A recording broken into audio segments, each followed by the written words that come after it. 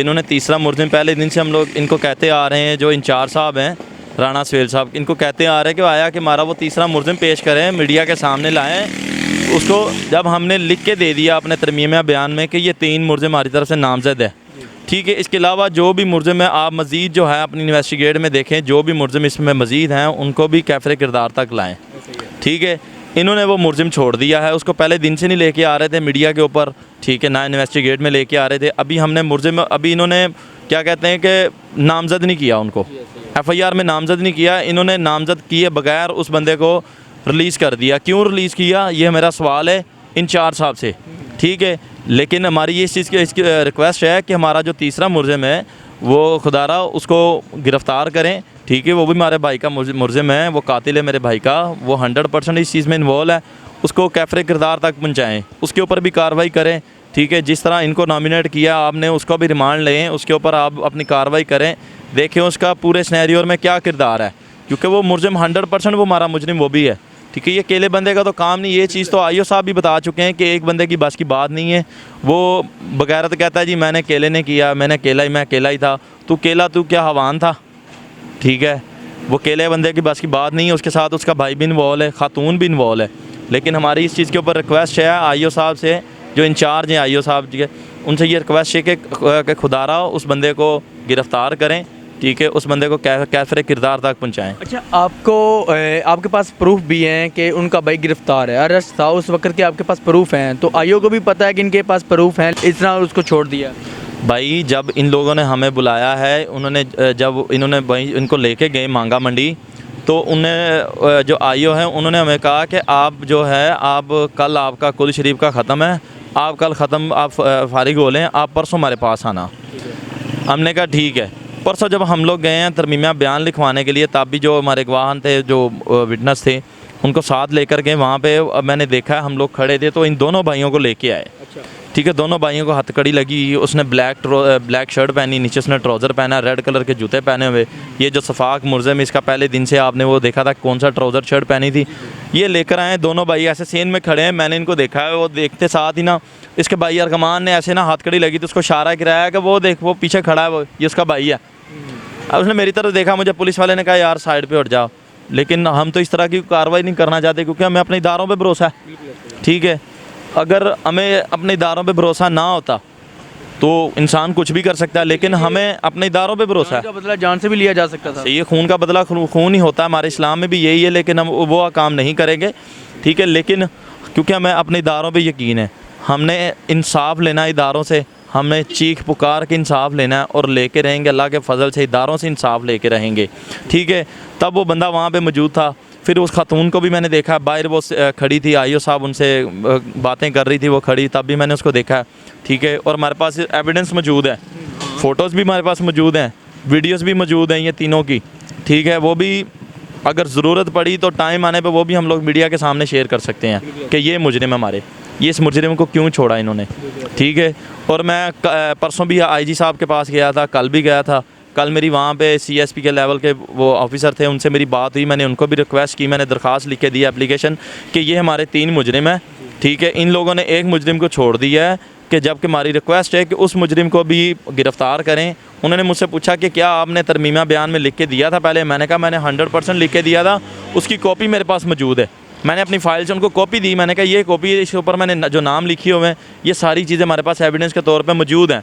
तो इन्होंने जो हमारा बंदा जो तीसरा मुलजिम था वो इन्होंने छोड़ दिया। क्यों छोड़ा है?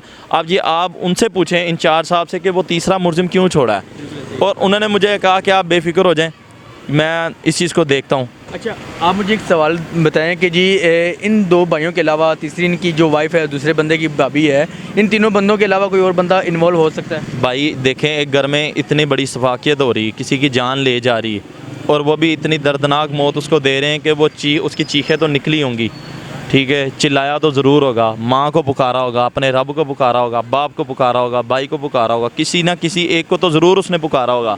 कि जब एक इंसान की इतनी दरिंदगी से जब जान निकालते हो तो क्या उसकी आवाज़ नहीं निकलेगी?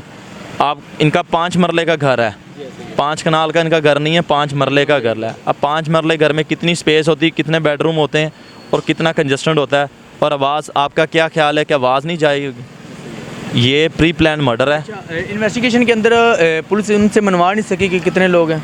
ये पुलिस अभी तक मनवा ही नहीं सकी, पुलिस वो बता ही नहीं रहे कुछ इंचार्ज साहब हमें। इतने दिन हो गए ना उन्होंने कुछ हमें रिकवरीज दी है, ठीक है, ना वो कुछ हमें बात बता रहे हैं।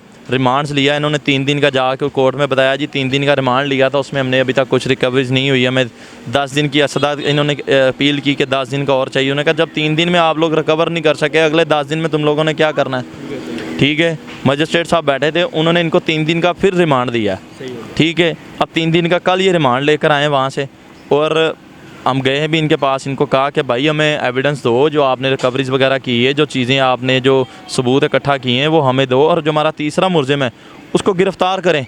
उसको क्यों छोड़ा आपने? जब हमने एक चीज़ पर लिख के दे दिया आप अपने तरमीमा बयान में कि ये 3 मुजरिम है हमारे, तो आपने क्यों उसको रिलीज़ किया है?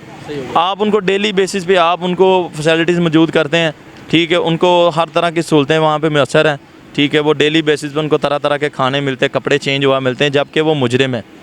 ठीक है, और ये सारे सिनेरियो में देख लें कि मुजरिम हम बने हुए हैं, वो मज़लूम बने। असल में मज़लूम तो हम हैं, जिनका बेटा गया, जिनकी मजिस माँ का लाल बिछड़ा है, ठीक है, किसी का वो भाई बिछड़ा है, हमारा लफ्ते जिगर था, ठीक है, वो हमसे छीना गया। हमारे घर में तो कुरान मचा, सफ़े मातम बिछी है, और वो जबकि वहाँ पे अयाशियाँ कर रहे हैं, ठीक है, उनको हर चीज़ वहाँ पे उनको मुहैया होती है। अच्छा, मुझे ये बताएं कि अगर पुलिस वाले तीसरा मुलज़िम नहीं पकड़ते तो आप क्या करेंगे आगे, मतलब क्या अमल होगा आपका?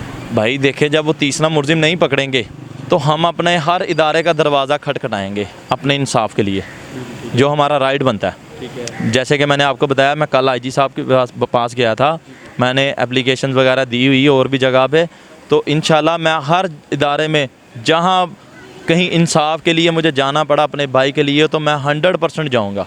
हमारा राइट बनता है अपने इंसाफ के लिए, क्योंकि मैंने आपको पहले बताया कि हमें अपने इदारों पे यकीन है, अपने इदारों पे भरोसा है, ठीक है, लेकिन इदारों में करप्ट लोग ज़रूर हैं, लेकिन पूरा इदारा करप्ट नहीं है, ठीक है, जहाँ अच्छे लोग हैं वहाँ बुरे भी हैं, ठीक है। इसलिए जब एक इंसान की इंसानियत की जब बात आती है ना, मैंने उनसे भी यही सवाल किया कि देखें, अगर मेरे भाई की जगह किसी आपके ख़ानदानी ज़राए का कोई बंदा होता, वो जो CSP लेवल के थे, वहाँ पे और भी ऑफिसर मौजूद थे जो मुझे वो प्राइवेट मिले थे, वहाँ पे बैठे हुए, उन्होंने मुझे पूछा कि यार क्या मसला में ऐसे ऐसे, मैंने कहा सर बिल्कुल है। उन्होंने कहा यार ये गलत बात है, ज़्यादती हुई आपके साथ, ऊपर से इन्होंने मुलजिम छोड़ दिया, ये ऐसे नहीं होना चाहिए। मैंने उनसे ये सवाल किया बाहर बैठे हुए, मैंने कहा सर देखें, अगर हमारी जगह किसी पुलिस ऑफिसर का इस तरह का कोई ख़ानदानी ज़राया होता, उसका अपना ही बच्चा होता, तो सर क्या बीतती। उसने अपना ये भूल जाना था कि मैंने ये यूनिफॉर्म पहना हुआ है, किस लिए? सरकार के लिए पहना हुआ है, मैं किस लिए काम करता हूँ, सरकार के लिए करता हूँ। उसने ये चीज़ भूल जानी थी। उसने कहा ना मेरे बच्चे के साथ ज़्यादती हुई है, मैं इसका इंसाफ लेके रहूँगा। तो जी आईजी साहब, मेरा आपसे ये सवालिया निशान है कि जी आप कहते हैं कि पंजाब पुलिस हमारी इस तरह की है, पंजाब पुलिस हमारी इस तरह की, बड़ी तारीफ़ें आप पुल बांध देते हैं तारीफ़ों के। आईजी साहब, आपसे मेरा ये सवाल है कि जी जो इनका तीसरा मुलज़िम है वो किस बेस पे आप छोड़ा है, किस बेस पे आपने छोड़ा है? क्या पुलिस वालों के पास ये इख्तियार है पहले उसको गिरफ़्तार करो और उसके बाद उसको 4-5 दिन 10 दिन अपने पास रखो और उसको छोड़ दो? तो पुलिस ने FIR में नामजद ही नहीं किया जी, जबकि 2 मुलजिम इन्होंने नामजद किए बिल्कुल हैं। सवालिया निशान है कि एक 5 महल्ले के घर के अंदर क्या एक बंदा इतना बड़ा काम कर सकता है? ये कभी भी मानने की बात नहीं आ सकती, कि कभी भी हम मान नहीं सकते ये एक बंदे का काम नहीं है। बेशक उसकी वाइफ उसके साथ थी, लेकिन फिर भी वो औरत ज़ात है, लेकिन इस तरह नहीं हो सकता, क्योंकि उसकी खातून की बकौल जो वो कह रही है कि मैं तो पास थी नहीं, मैं तो अपने देवर के पोर्शन में बैठी हुई थी, मैं तो पास नहीं थी, तो फिर केले फरहान का काम ये नहीं हो सकता। ठीक है, इसके साथ कोई ना कोई बंदा ज़रूर है, इन्वेस्टिगेशन के अंदर ये आना चाहिए था सामने कि ये आया कि ये बंदा है और साथ साथ कौन है। तो बाकी मेरी आईजी साहब से ये दरख्वास्त है कि जी मेरिट के ऊपर फ़ैसला करें। आपके सामने ये जगह जगह पे भाग रहे हैं और आपका दरवाज़ा नॉक कर रहे हैं, जगह जगह पे जाके कानून का दरवाज़ा नॉक करें। इनको भी आता है सब कुछ करना, लेकिन ये फिर भी कानून का सहारा ले रहे हैं। इसी के साथ मुझे इजाज़त दें। अल्लाह हाफ़िज़।